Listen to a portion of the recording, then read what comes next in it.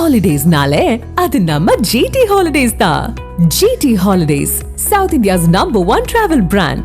பல துறைகளை தனியாருக்கு விடுவது போல் காவல்துறை நீதிமன்றத்தையும் தனியாருக்கு விடும் காலம் வரும் என்று நாம் தமிழர் கட்சியின் ஒருங்கிணைப்பாளர் சீமான் கூறினார்.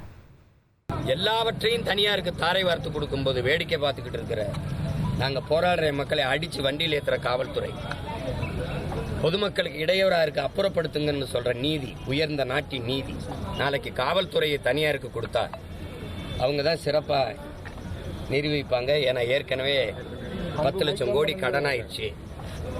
அதனால காவல்துறையை தனியாருக்கு கொடுப்போம்னு சொன்னா இவங்க ஏற்பாங்களாங்கிற கேள்விக்கு பதில் இருக்க சொல்லுங்க. 156 லட்சம் கோடி 160 லட்சம் கோடிக்கு மேல கடன் ஆயிடுச்சு இந்தியாவுக்கு. சரி, ஒன்றும் பண்ண முடியாது.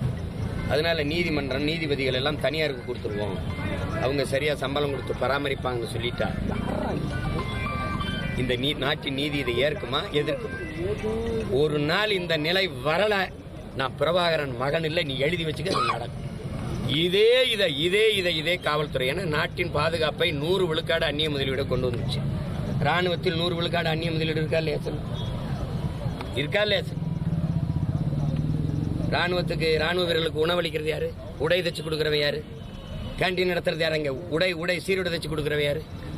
துப்பாக்கி எங்கே வாங்குற? தோட்டா எங்கே வாங்குற? பீரங்கி எங்கே வாங்குற? போர் விமானம் எங்கே வாங்குற? ரபேல் போர் விமானம் எங்கே வாங்கினேன்? எங்கே வாங்கினேன்? பிரான்ஸில். பீரங்கி எங்கே வாங்கினேன்? துப்பாக்கி எங்கே வாங்கினேன்? அமெரிக்க வெளியுறவுத்துறை அமைச்சர் சொல்கிறேன் இந்தியாவின் சந்தையை நம்ம கைப்பற்றிட்டோம்னு. இது இப்போ நாடுல அவனுக்கு சந்தை, நான் உற்பத்தி செய்கிற பொருளை வாங்கின்னு வருகிற மந்தை. இதே நிலைமை நீடிச்சால் 10 ஆண்டுகள் வரும். காவல்துறை போலீஸ் தனியார் மயமாக்கப்படுது.